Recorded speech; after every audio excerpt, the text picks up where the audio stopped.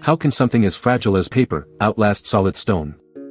How can a piece of paper, lighter than a breath, survive for over 1,000 years in a sealed cave, while giant stone statues outside are worn away to nothing by the wind and sand? It sounds impossible. But it happened. And the secret lies in a lost library, discovered by a lone monk in the middle of the desert. What he found inside doesn't just explain how paper can beat stone, it holds a terrifying lesson for our own digital world. Our story begins in the late summer of 1900, at the edge of the Gobi Desert. We're at the Mogeo Caves, a network of hundreds of Buddhist temples carved into a cliff face near Dunhuang, an ancient oasis town on the Silk Road. A Taoist monk named Wang Yuanlu is the self-appointed custodian of this crumbling, sacred site. He's not a scholar, he's a handyman, a restorer, trying to save these treasures from neglect. One day, he's cleaning sand from a small cave, now known as Cave 16. He notices a crack in the northern wall. It looks different. It's been plastered over, and painted with a mural to blend in. It's a hidden door. He worries a chisel into the seam. A puff of dust, ancient and fine. The air suddenly smells different. Not of incense or desert dust, but of dry starch, old ink, and the faint, papery scent of time itself. He widens the hole and holds up his lamp. The light falls on a wall. A wall made not of stone, but of scrolls. Thousands upon thousands of them, stacked from floor to ceiling in a tiny, cramped chamber. It's a library, perfectly preserved, that has been sealed in total darkness for nearly 900 years. His hand reaches into the darkness and pulls one out. It's a scroll, light as a moth's wing. The paper is made of mulberry and hemp fibers, slightly feathered at the edges.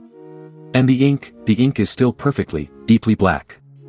Under the lamplight, he can see the paper's grain, the faint ladder-like marks left by the screen it was made on. He can even see the ghost of the scribe who wrote it a millennium ago, a faint, oily fingerprint pressed into the fibers. This place would come to be called the Library Cave, or Cave 17. It held over 50,000 manuscripts. And it presents us with our central mystery: how did this paper, this delicate fabric of plant fibers, survive when everything else from its era has turned to dust? To answer that, we need to perform an autopsy on this moment. We need to understand the chemistry of this ancient memory. So what was their secret? It wasn't magic. It was a recipe, perfected over centuries. Long before an official named Cai Lun got the credit for inventing paper in 105 CE, experimenters in China were figuring out how to break down plants and weave them back together. It starts with the right ingredients. Not just any wood. They used the inner bark of the mulberry tree, hemp fibers from old ropes and fishing nets, and discarded linen rags. These materials are rich in something called cellulose, long, strong plant fibers. But you can't just mash them up. The secret is to get rid of the bad stuff. Plants also contain something called lignin. Lignin is the stiff, woody part of a plant, and it's acidic. Acid is the enemy of paper. It's a slow fire that burns from within. So, these ancient papermakers cooked the mulberry bast and hemp in an alkaline lye, a solution made from wood ash. This chemical bath strips away the acidic lignin, leaving behind pure, stable cellulose fibers. It's like they were future-proofing the paper right from the start. Next, they beat this purified pulp into a watery slurry, a soupy mix of suspended fibers. Then comes the artistry. They'd dip a rectangular screen, a mold framed by a wooden decal, into the vat. As they lifted it out, water would drain away, leaving a thin, tangled web of cellulose fibers clinging to the screen. Imagine millions of microscopic threads, grabbing onto each other, weaving themselves into a single, flexible sheet.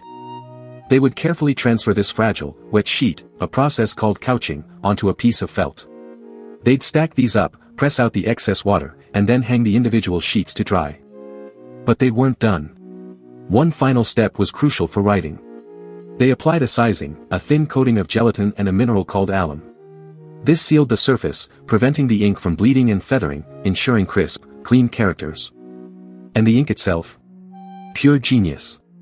It was carbon black, literally the soot from burning pine wood or oil, mixed with a little animal glue to bind it to the page. Carbon is one of the most stable elements on Earth. It doesn't fade. It doesn't react. It just stays. This wasn't just a craft. This was chemistry, engineered for permanence. They created a material that was alkaline, not acidic. They used an ink that was inert. They created a page that was designed, from its very molecules, to last. And last it did. But if the paper was so brilliant, why was it hidden away? Why seal 50,000 documents in a cave for 900 years? The library cave was sealed around the year 1000 CE. The world outside was in turmoil. The local kingdom was facing invasion, and scholars and monks, fearing for their cultural memory, gathered everything they could, sutras, histories, poems, government records, even private letters, and sealed them in this hidden chamber, hoping to protect them until the danger passed. They plastered the door, painted a mural over it, and the archive fell silent. When Wang Yuanlu rediscovered it in 1900, he unleashed a storm. Explorers and archaeologists from Britain, France, Russia, and Japan descended on Dunhuang. They bought thousands of manuscripts from Wang, who used the money to restore the temples. The contents of this one small cave were scattered, creating new archives in London, Paris, and St. Petersburg. An empire of reading rooms, born from a single crack in a wall. But the journey of paper itself had already conquered the world long before. For that story, we have to go back to the year 751. The Battle of Talas, in modern-day Kyrgyzstan. The Arab Abbasid Caliphate clashes with the Chinese Tang dynasty. The Arabs win, and among the prisoners of war are Chinese artisans, including papermakers. This single event changes the course of history. These captives are taken to Samarkand, a bustling Silk Road metropolis. Soon, paper mills powered by the city's rivers are churning out this amazing new material. From Samarkand, the technology explodes across the Islamic world. By the 9th century, Baghdad is a city of paper. The government uses it for its vast bureaucracy. Scholars at the legendary House of Wisdom use it to translate Greek and Indian knowledge. Merchants use it for their accounting. Paper was cheaper, smoother, and easier to produce than parchment or papyrus. Knowledge, which had been a rare and expensive commodity, could now be copied and circulated on an unprecedented scale. From the Islamic world, paper entered Europe through Spain and Sicily. By the 13th century, mills in Fabriano, Italy, were not only making paper but improving it, adding elegant watermarks, filigrana, and perfecting the gelatin sizing so that a quill pen could write with clean, sharp lines. This wave of cheap, high-quality paper helped fuel the Renaissance, the Reformation, and the scientific revolution. All because of a few captured soldiers at a forgotten battle. But then, in the 19th century, we made a terrible mistake. The demand for paper was insatiable. We needed a faster, cheaper source than old rags. The answer was wood pulp. But instead of cooking out the acidic lignin, manufacturers used an acidic process with rosin and alum sizing.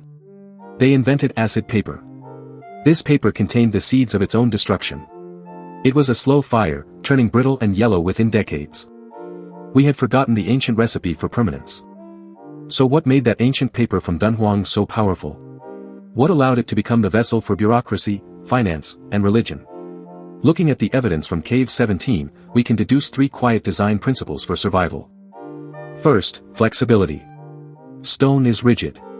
It's heavy. It stands exposed to the elements. A monument can't hide from a conquering army or a sandstorm. But paper. Paper conforms. It travels. It hides. It can be rolled into a scroll and slipped into a sleeve. It can be folded and tucked into a saddlebag. And when danger arrives, it can be sealed in a cave, disappearing from the world for a millennium. Second, copyability. Or, put another way, redundancy. A stone inscription is singular. If you destroy it, the information is gone forever. But a Buddhist sutra, a government decree, or a merchant's contract can be copied hundreds, even thousands of times. Redundancy is the ultimate armor against loss. You can burn one library, but you can't burn all the copies scattered across a continent. The most important things in Cave 17 weren't unique masterpieces, they were copies of copies of copies. Survival through multiplication. And the third principle, chemistry. The ancient papermakers made a choice, whether they knew it or not. They chose alkaline fibers and stable carbon inks. They chose a chemistry that aged like good bone. In the 19th century, we chose acidic pulp and corrosive iron gall inks. We chose a chemistry that wrote its own death sentence. Longevity, it turns out, is a choice masquerading as fate. Flexibility, redundancy, and chemistry. This is the blueprint for how we, as a species, survive. We don't build one giant, unbreakable monument to our knowledge. We multiply our memory and distribute it across a network. The archive is not a fortress. It's a web. But this was all 1,000 years ago. What does this dusty paper have to teach us now, in our world of granite-like servers and indestructible clouds? Here's the terrifying lesson from Cave 17. Today's granite is digital. Our data feels permanent, invincible. It lives in the cloud, a term that sounds ethereal and safe. But in reality, our digital memory is vanishingly fragile. We've just traded one slow fire for another, faster one. Have you ever heard of bit rot? It's the spontaneous decay of digital data over time. The ones and zeros that make up your photos, your documents, your music, can simply flip. A 1 becomes a 0. A 0 becomes a 1. And the file becomes corrupted, unreadable, lost forever. What about link rot? Click on a citation in an old online article. How often do you get a 404-page not found error? The web is constantly unraveling, its connections breaking one by one. And what about formats? Can you still open a file you created in WordPerfect in 1995? Can you play a video stored on a floppy disk? Technology moves on, leaving older formats orphaned and inaccessible. We have created a priesthood of machines, where only the right software, on the right hardware, can read our own history. We've seen this before. Remember that acidic paper from the 19th and 20th centuries? Go to a library and ask to see an old newspaper. It crumbles into yellow, fennel-colored flakes at the slightest touch. Our earlier slow fire, in paper form. Our modern clouds are no better. They condense behind paywalls. Companies go out of business, taking their servers, and your data, with them. Social media feeds strip context from our photos and words, turning our personal testimony into ephemeral drift, algorithms deciding what is seen and what is forgotten. The lesson from Dunhuang translates perfectly into our digital age. Build with alkalinity, choose file formats that are open, stable, and not dependent on a single company. Formats that don't burn themselves out. Build redundancy, don't trust one cloud, one drive, one device. Make many copies in many different places. The real monument is the backup. The backup of the backup. Build legibility, prioritize formats that a human can read. A simple text file is more likely to be readable in 100 years than a complex proprietary file. Hold this final image in your mind, a single sheet of modern, acid-free paper. On it is printed a poem, a letter, a story. The margins are wide, leaving room for a future note. Beside it sits a dead external hard drive. Its little light, which once blinked with reassuring life, is now dark and silent. It's full of a lifetime of photos, videos, and documents. But they are trapped inside, locked behind a broken mechanism and layers of forgotten code. The paper speaks, in quiet, stable black. The drive is silent. Permanence is not strength. It's not mass. It's maintenance. It's multiplicity. And it's a form of mercy toward the future reader, making it easy for them to find and understand you. We are all custodians now. Our caves are our servers, our attics, our safety deposit boxes. Our ritual is the muscle memory of hitting save as, export, and yes, even print for the things that truly must outlast us. If you want to keep exploring how the past holds a mirror to our present, make sure you watch the video waiting for you on the end screen right now. And for more deep dives that unpack the secret histories hidden in plain sight, do yourself a favor and hit that subscribe button and turn on notifications. Now, for today's investigation in the comments, what is the one digital file, a photo, a document, a recording, that you would print on acid-free paper to ensure it survives for the next 1,000 years? Let me know below.